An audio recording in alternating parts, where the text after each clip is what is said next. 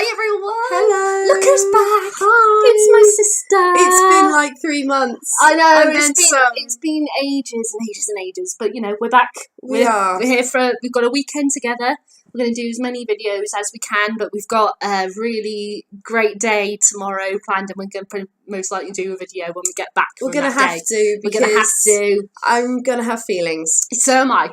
So am I. I'm going to be consumed with feelings. Yeah, and that's going to be the teaser until you see the video on the channel. The teaser. You were so... Oh, gosh. You know what I mean. Yeah, I know. Anyway, but that's not what we're here to talk about. No. We want to talk about something that both of us have been experiencing recently. Mine was mild. Yours has been quite... Mine has been the worst severe. of my life. And we want to talk about book slumps. Because they're bitches. Yes, they're utter bitches. Bitches. Now, with me, mine lasted... It's about 3 weeks in total. Because, hang on, don't laugh. I'm not laughing at you. Yeah. I'm just saying, if only. No, because I had the week building up to the Literature Festival when I was reading... Oh, no. Yeah, no, I had a bit of a break kind of on reading, because I was having a funny week, because, you know, the last week you're in work before you have to go on leave, and there's all this stuff that you've got to do, yada, yada, yada. And I picked Jane Austen, the computer was Jane Austen. Yeah. And, and I was just having so much trouble getting through Sensibility. I forced myself through it. I didn't have a good time, and then I took a break throughout the whole of the Literature Festival, the 10 days of the Literature Festival. At Thursday, I had of the final week of it. I was doing Sudoku, and I was in a coffee shop, and I suddenly went, "Oh my god, I need to read something!" And I went and got Sarah J. Maas's Throne of Glass. Yeah, Throne of Glass. And I've read like 30 pages. I've never picked it up again. And on the last day of the festival, on the Sunday, I found that absolutely fantastic short book by Jen Campbell. Is in my Amazon basket as we Yay! speak. But I have just, like, yesterday spent £30 on 3 books. Right. I bought The Discovery of Witches, the All Souls trilogy. Sorry. By Deborah Harkness. Yeah, I didn't know it was called the All Souls. No. Serious, so I would have... The fact I've remembered it's the All Souls trilogy, considering what I've been through. Yes. But once I read that book by Jane Campbell, I loved it. I absolutely fell in love with it, and it broke my slump. And I think, I didn't know if it's because it was short stories, and I don't usually read short stories. Having that short narrative really worked for my slump. Yeah. And it got me out, and then I've gone on straight into Pride and Prejudice, and I really enjoyed that. And now I'm on to Mansfield Park. So mine only lasted like 3 weeks, but they were really annoying. And I think the whole forcing myself through Sensibility when I was in a bad state of mind is probably not a good idea. And I mentioned that in my review about how my negative thoughts towards the book, I'm not sure if it's negative because I feel negative about it, or negative because of that mindset that I was in. Probably it could be both, because I think Sense and Sensibility is one of the harder books of hers to read. It's a slog. It's so paragraph laden. It is. It really is. Yeah, it's hard. But it's one of her earlier works. Yeah, it's her first book, so you know. Yeah. But you've been going through quite a massive slump, haven't you? It's been horrible. Yeah. Since I finished The Woman in White. Yeah, which was May. In the summer, wasn't it? It was May. May, right? Yeah. Because I started it on my son's birthday, and yes, of course you did. I finished it at the end of May. Yeah. Because we were in Bath. Yes, we were. In June. Yes, yeah. And I finished it. Yeah. And I kept picking things up and putting them down and picking them up and putting them down. And I could not settle to anything. Yeah. And it's been literally up until the day before yesterday. Yeah. And it's November next week. Oh, bless you. And I've read nothing. Oh, bless you. I've read... Well, look, I'm not even going to front, right? I have also been obsessed with a thing that has nothing to do with books, which has taken over my life in the best way imaginable. A fandom, haven't you? You've become a very dedicated person to this fandom. I am. And that's not a bad thing. And it's not a bad thing. No. But the thing is the I might as well tell you, it's Robert and Aaron. from Emmerdale, Rob Ron. And the thing is, with finding a thing like a soap, is it keeps going and it never stops. Yeah. And it was like I literally stumbled on a video on YouTube, as you do, and spiraled and went into this like just fan vomit, read everything, watch everything. Yeah. I had 4 years of this couple to catch up on. I did it in a weekend. I was going to say, it didn't take you long. It took me no time. And I remember you said, oh, I'll send you a couple of clips. You sent me like 15 videos in about 3 seconds or something ridiculous. It's crazy. Like, it's ridiculous. Just flooded my messages. But having said that, that has not helped. But I think I would even before I found them, because I don't find them until like the end of June. Yeah.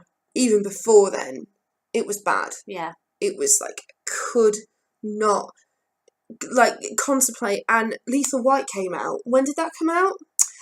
That was probably about 6 or 7 weeks ago. Must be more than that now. Was it? I took the day off work. Was it the middle of September?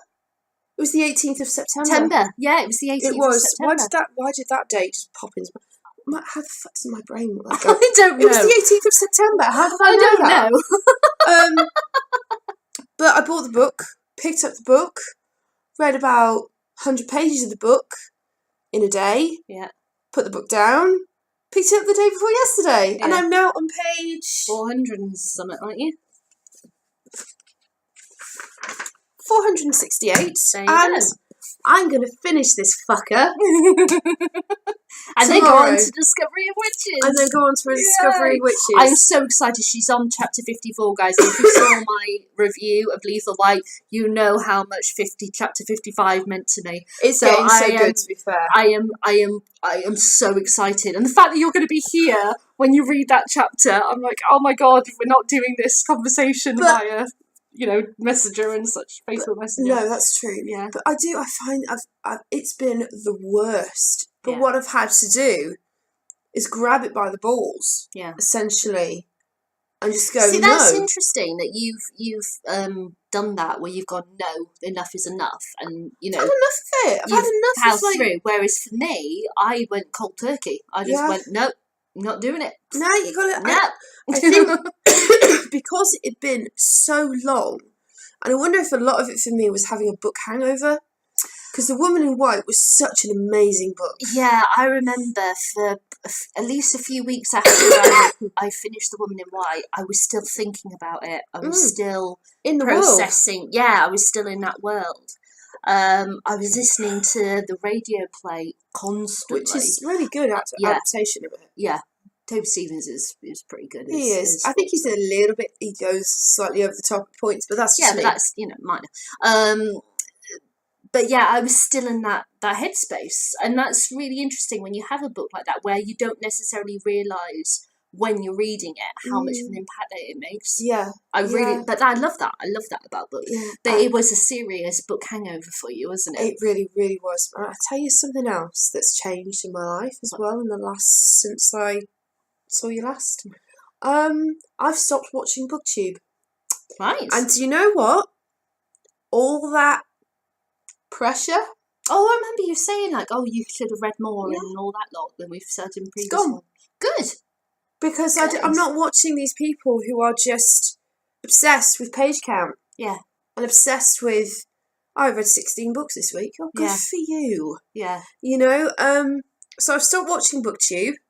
I've started fangirling over Aaron and Robert and their incredible love story. It is a pretty cool love story. Like, literally, these two, I saw a poster on Tumblr just now. If you look at them on paper, they would never work, and yet they are total soulmate, and I love them, okay? Rob, Ron are everything. In fact, I want a job on the writing stuff. I think you need a bit of a career in writing before they let you do that, though. Let's be honest, this would just be Rob Rondale. This would not be Emmerdale. And don't forget Seb. And don't forget Seb. their son. Seb is their little boy. He's so sweet. But honestly, Danny Miller and Ryan Hawley would never be allowed to leave. They would just not be allowed to leave. But it's been a really awful time. I just haven't been able to settle to anything. Yeah. And then Lethal White came out, and I exaggerated when I said it was only 100 pages. That was probably about more like 250 pages into it. But I just... But in the because of how thick a book it is, it's not that far into it. It's not that far into it at all. But, like, not. I just want... I have had to just grab it by the balls and say, stop this now. Stop it. Just get back into the groove of... And do you know what it is with me as well? It's like I've said before, I do my best reading outside my house. Yeah. And I've started going back on my day-long walks where I drop my son off at school, and I basically don't go home until home time. Yeah. I pick him up at home time, and I just walk around my city reading my book. Mm-hmm. And guess what? I get through them. Yeah. And it's just like, book slumps are fucking awful. Oh, yeah. They feel like draining somehow. I remember with I don't know if it's because of my channel, my reviews and everything, and I was thinking, okay, I need to read, I need to do, for the channel. Yeah. That's why I put so much, well, not pressure, but that thing of, right, I'm going to get through this because I have to, not because I want to. Yeah. That kind of feeling when every time I picked up Sense and Sensibility. Mm-hmm. Obviously, I don't feel that now. No. But it was just kind of like, I was just like, oh, so what was the deal breaker with you then? Because there was... Because I went cold turkey with the Cheltenham. No. I mean, like, a couple of times where like with Moby Dick, you wanted to give up and you just didn't. God, Moby Dick was hell on earth to read. It's not a nice book, is it? No. It's not it's funny. Book. I actually had a conversation with someone on, I think it was Facebook, the book group. I think it was in the book group, and someone was talking about Moby Dick, and I was saying how I hated it. But that was just me, and I happened to mention I didn't anticipate how much homoeroticism there'd be in it. Not using that as a pull for people to attack me or anything. It was just a comment that I was like, yeah. You really think that sailors are going to go to sea for 9 months out of 12 and not do stuff? Given that there's a point with the whale sperm and how the penis and they cover and they literally walk around in it as if it's a sleeping bag, and they cover themselves with the oil and and it's like. Warm. Yeah, and it's just a bit like, oh my God. And someone replied, and there was several back and forths, and they were like adamant that I was completely wrong. Of course. And they went, I have read this book 17 times or whatever, and I can tell you there's no homoeroticism in this book whatsoever. And I was like, I'm sorry, did we read the same book? It was just and I said to them, I don't want to argue. That's just my my viewing of it. It's like when people say Isaac Newton, who died childless and without a wife, but lived with his friend for 30 years. Yeah. Like, come on! we were in Oxford and we went to the Ashmolean Museum. We went to the Ashmolean. It was wonderful. It was. Oh, amazing. I have problems with the Ashmolean, but then I'm weird. But they had a display about LGBT history. They did, which was amazing. It was fab, wasn't it? And it's like, when you look at that from the perspective of history, it's really quite worrying and sad how whitewashed that part of people's lives is. And they had ancient Japanese pictures depicting homoeroticism, and gender identity that particularly in the ancient cultures, gender identity was not what it is to us, and how gender fluidity is a thing, and you know, and we are, I think, now coming out of it, but we have been so entrenched in Christian ideology Oh, yeah. of a man and a woman and what that means for so long, that those ancient cultures had absolute standards and rules as far as their culture was concerned. But as far as gender and sexuality, when they were like, it is what it is. Yeah. And I think that's you know, we got to get back to that. Yeah. We really have to get back to that. Yeah. And that was fascinating to see. Yeah, it definitely was, wasn't it? Yeah. And I actually took some pictures for someone I follow on Tumblr who is obsessed with Morris, the Merchant Ivory film. Oh, yeah, and there was a massive poster of it, wasn't there? Yeah, in the middle of the room. The script, and I took pictures for her and she loved it, which was awesome. Yeah. But anyway, getting back to what we were saying about Moby Dick and everything. Yes. Yeah, well, homoerotic AF. Yeah. And that's putting it mildly. Yeah, Laura, you haven't read the book.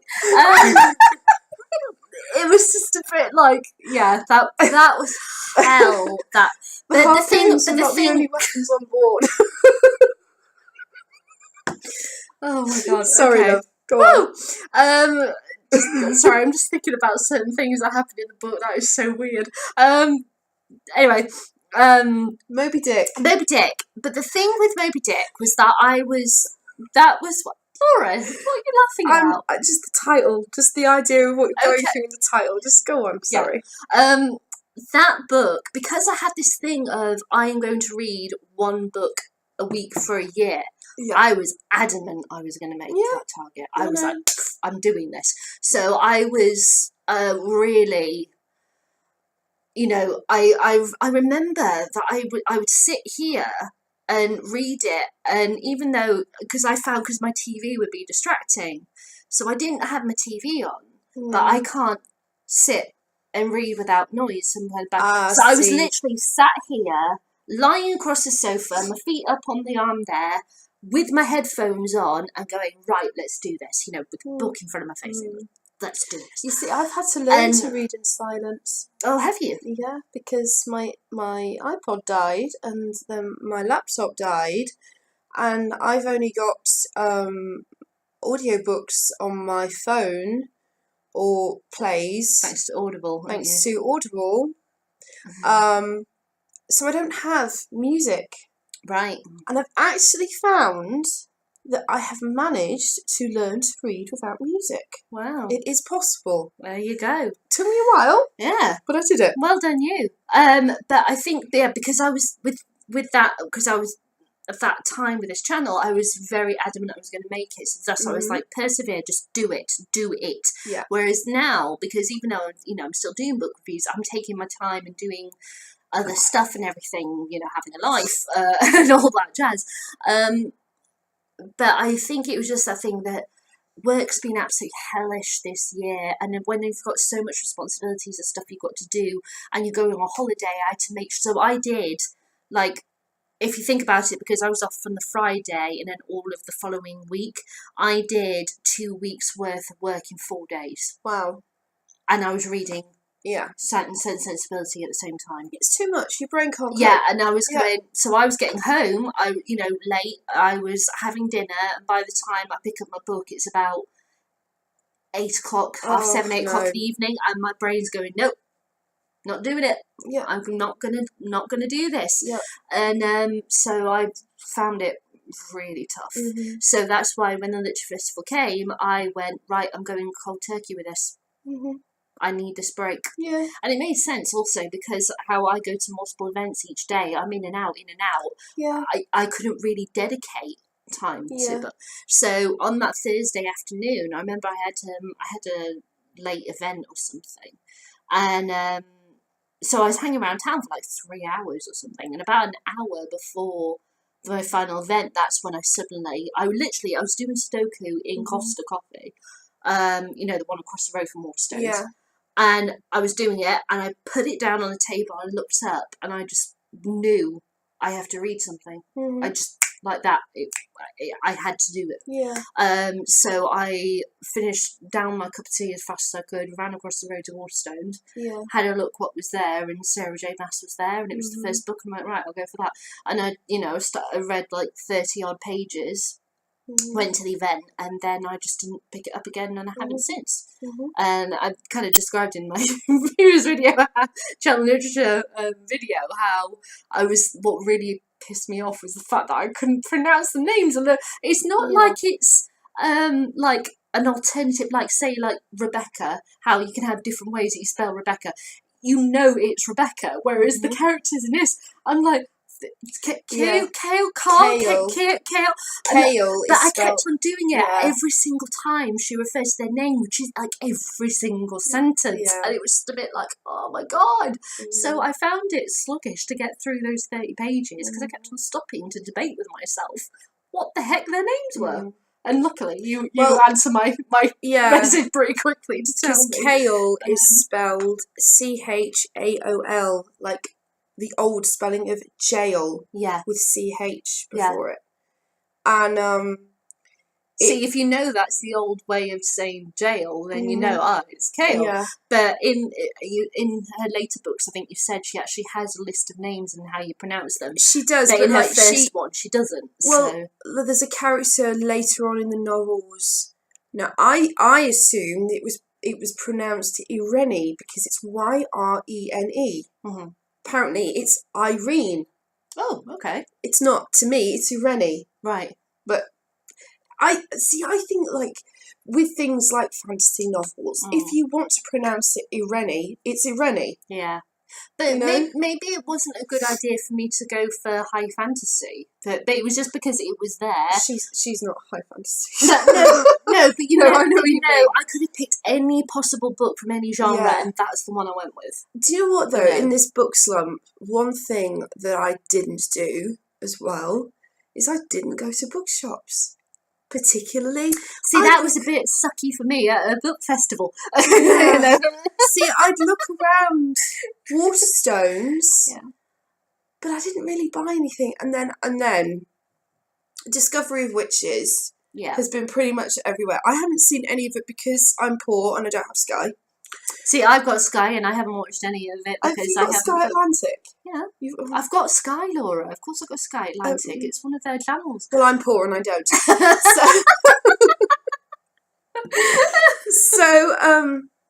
But our friend Sarah loves Discovery of Witches. She does. Yeah. And I saw the books and I actually have a copy of A Discovery of Witches, but I had a book meltdown, didn't you? I did, and the damn thing is somewhere in that cupboard. And I opened it and I thought, I actually cannot bring myself to go through this for one book. So what did I do? I went and rebought the fucker. See, I have got the first Discovery of Witches books. I bought it. It was in Stratford. Yeah, when I bought some books in Stratford. Yeah, where are you? But I haven't. Ooh, there she is! Isn't she lovely? Very pretty. She's so beautiful. Yeah. But I haven't. I've deliberately not watched the series because I'd quite like to read the book first. Me too. And with having Sky anyway. Once the series is fully finished, it'll go into box sets, so I can download it and watch it whenever I like. So it's not like I've missed the opportunity. What I'm going to do is once I finish Leaf of White, and I do actually think I'm getting my mojo back. That's feel good. Like it's coming back. Well, that's good. Like you've like whenever you've like sent comments and stuff about what's happening and stuff, you've been really excited. Yeah. A lot of capital letters, kind of messages. Like, oh my god, capital letters have been necessary. Yes, yeah. But it's that thing getting back in the flow. Yeah. And I found, because you know how like with me, short stories is not my thing.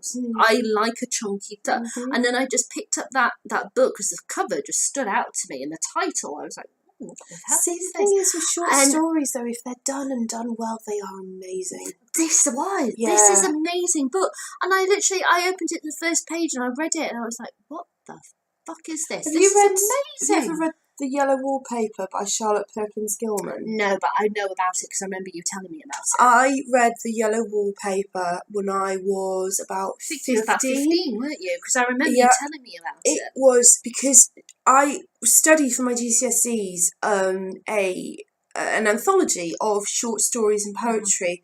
And one of the short stories we studied was called Turned by Charlotte Perkins Gilman, which is about a woman that finds out that her husband is having an affair with their servant, and the servant is pregnant with his child. And it's what she decides to do. And the title is the fact that she turns what should make her the victim into making him the victim. Yeah. She decides to support the woman and the baby and abandon the man. Right. It's incredible. But The Yellow Wallpaper is about her own journey with, she had, well, what would probably be described as postpartum psychosis these days. She had a total nervous breakdown after having her child, and was put into a convalescent home, and she had what's known as a rest cure, which basically meant she was bed bound, literally bound to a bed. For 3 months. And she said it was, and I mean, Charlotte Perkins Gilman was not a mentally sound person anyway. But she said that was the closest to absolute insanity she had ever come in her own experience. And The Yellow Wallpaper is about her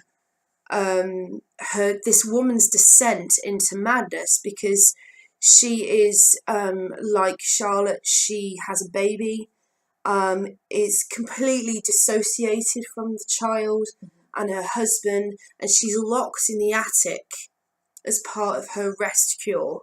And there's yellow wallpaper all over the room, and she starts to see a woman in the wallpaper, which is a symbol of herself. That she's lost. And the end image is so chilling because she's gone completely, her mind has gone, and she started to rub her arm along the wall, and she's going round and round, but she's crawling on the floor while rubbing her arm, and she gets to the point where she's actually rubbed the wallpaper off the wall. She's done it that many times.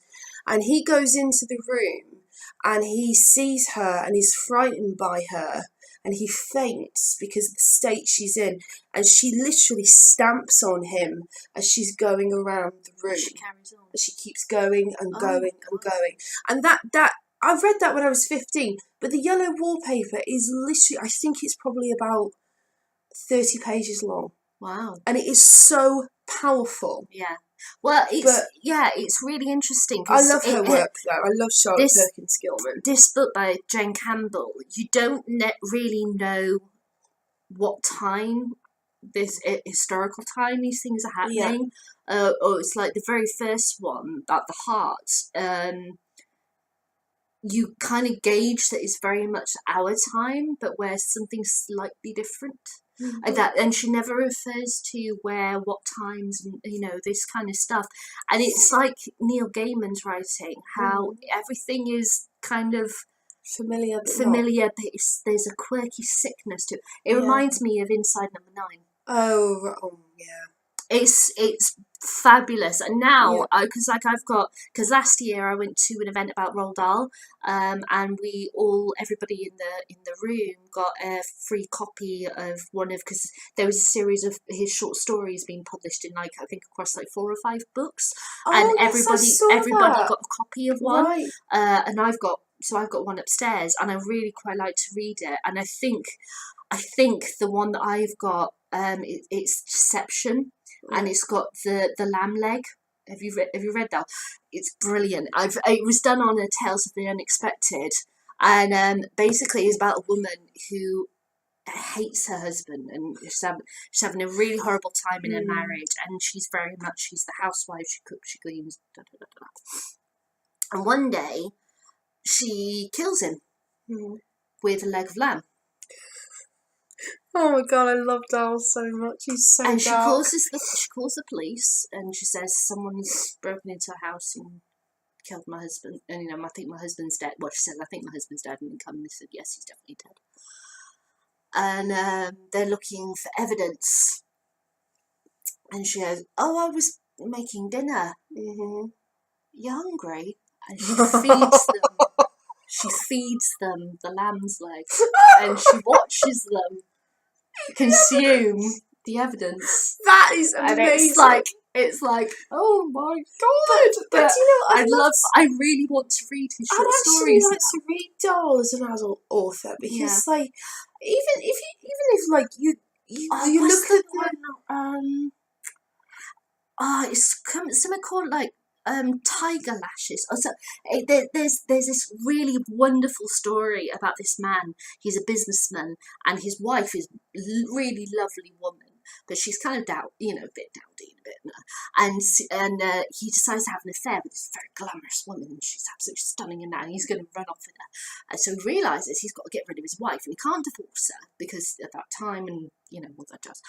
So he decides to kill her. I don't know why Roald Dahl has this thing about killing off your Roald Dahl dark as anything. Yeah, but because I can't make it obvious, I've got to do something sophisticated.